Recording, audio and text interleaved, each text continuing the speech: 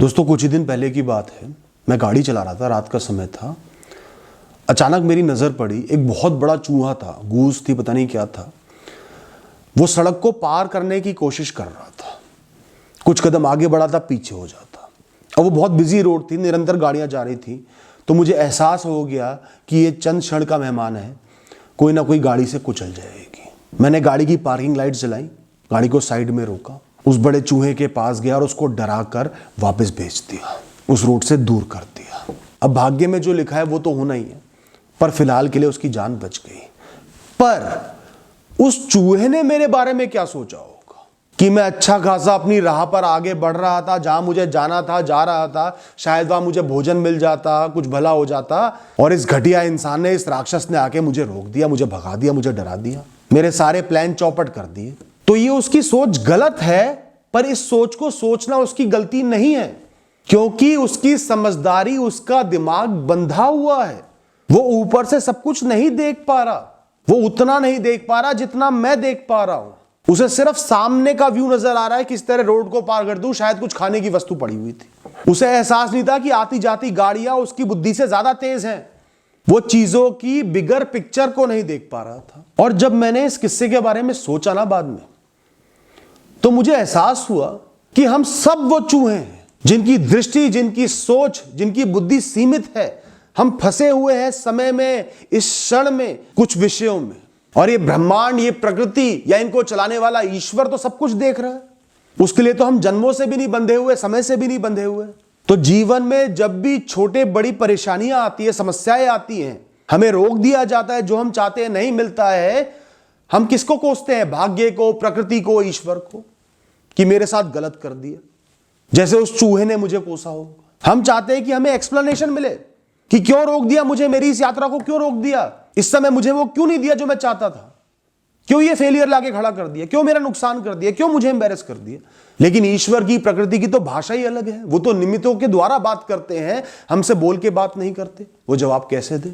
हम उन्हें और बुरा बना देते हैं। तो आज आप जीवन में अगर फंसे हुए हो, जो चाह रहे हो नहीं मिल रहा, पर्याप्त प्रयास करने के बाद भी जो डिजर्विंग हो, जिस चीज के डिजर्विंग हो वो भी नहीं मिल पा रही, तो बजाय खुद को बेकार समझने के या प्रकृति से, जीवन से, ईश्वर से नफरत करने के, उस परिस्थिति को पढ़ने की कोशिश करो।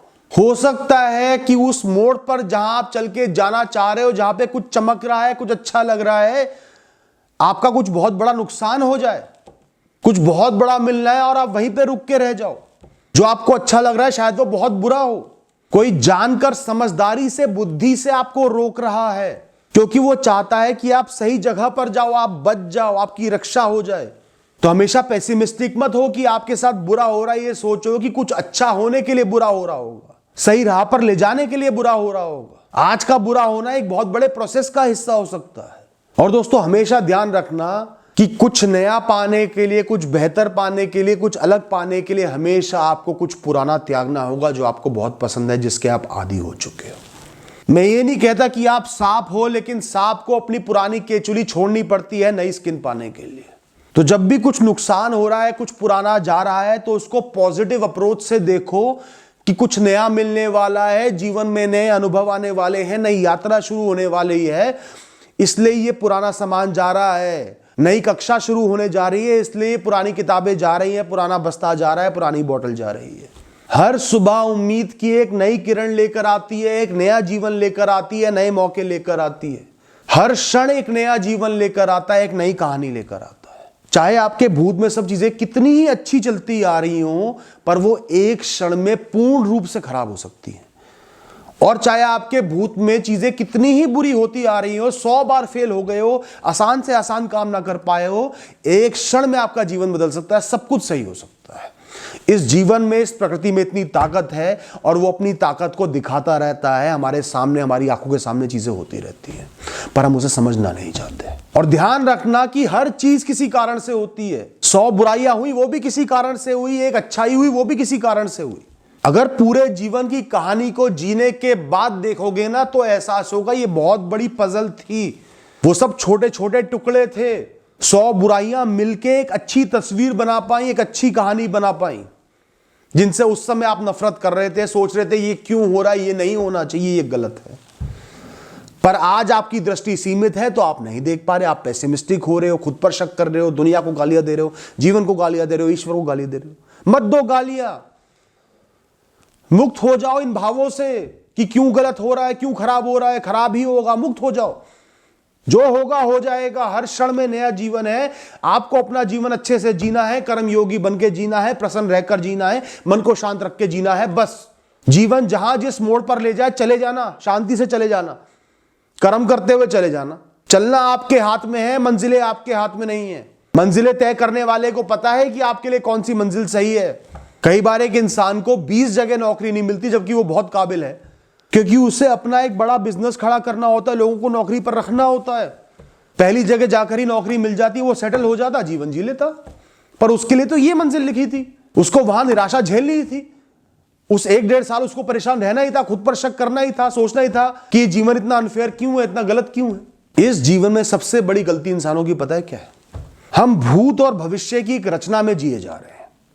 हमें लगता है कि भूत ही भविष्य तय करेगा, जो भूत में हुआ उसके हिसाब से ही भविष्य बनेगा। भूत बुरा था तो भविष्य भी बुरा होगा, भूत बहुत अच्छा था तो भविष्य भी अच्छा होगा, भूत में सब कुछ आसान था तो भविष्य में भी आसान होगा, भूत में सब कुछ मुश्किल रहा है भविष्य में भी मुश्किल रहेगा। ऐसा कुछ भी नहीं है।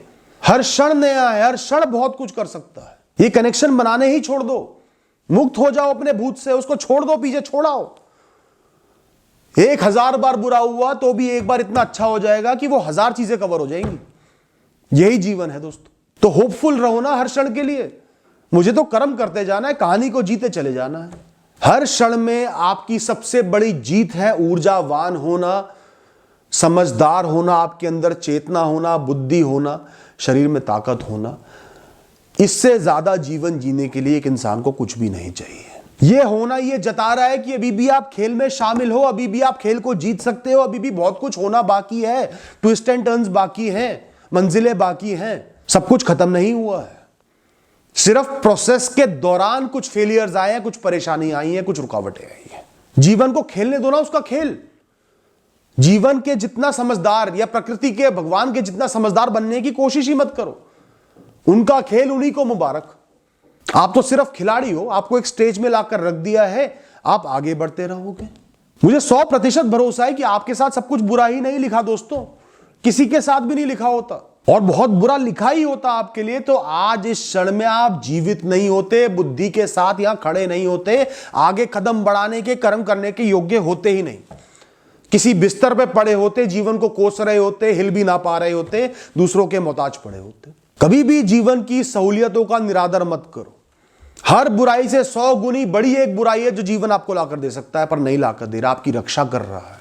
हर कठिनाई, हर बुराई, हर दर्द आपको एक बड़ी मंजिल की तरफ लेकर जा रहा है दोस्तों। आज जितना सह रहे हो कल उतना ही आराम मिल जाएगा। और चीजों की कमियां होना, सहना तो हमें चीजों की कीमत सिखाता है, कम में भी आनंद लेना सिखाता है।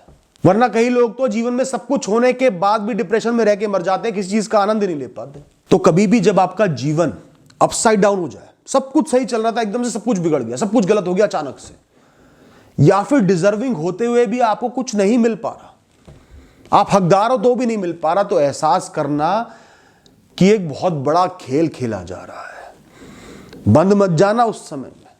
मुस्कुराना की बहुत बड़ा खेल है, ये प्रोसेस है। कुछ बहुत बड़ा लिखा है आगे, कुछ बहुत अलग लिखा है आगे। आगे मेरे को मेरी मंजिलें मिल जाएंगी। वो जो पोजीशन इस दुनिया ने मेरे लिए सेट करी हुई है, जहां पर पहुंचने के लिए इतनी समझ जरूरी है, इतने फेलियर की समझ जरूरी है, वहां पर पहुंच ही जाऊंगा।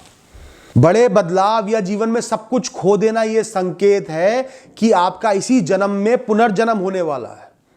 अभी आप प्रकृति की कोख में हो, कुछ समय के बाद अलग परिस्थितियों में, अलग लोगों में, एक अलग ही जीवन में आप आराम से चैन से जी रहे होगे, खुश जी रहे होगे, खुशियां मिल ही जाएंगी, वहां भी एडजस्ट कर ही जाओगे। तो खेलने दो ये खेला, चलने दो इस खेल को, बहते चले जाओ हवा की तरह। कई बार जीवन आपकी परीक्षा ले रहा होता है, उसे एक खाली स्थान दिख रहा है बहुत ऊंचा, बहुत काबिलियत वाला।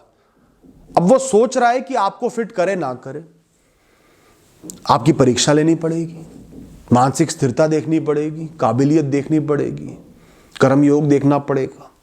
मुश्किल पोजीशन में डालेगा, बहुत कुछ छीनेगा, प्रेशर बनाएगा, आप सब सहकर भी कर्म करते रहोगे, आगे बढ़ते रहोगे, तो वो समझ जाएगा कि उसके लिए परफेक्टली फिट है, इसको वहीं पर फिट कर दो। फिर कुछ चीजें अपने आप एकदम सही होती चली जाएंगी, अचानक से आपको एहसास भी नहीं होगा ये कैसे हो गया, और उस पोजीशन पे फिट हो जाओगे।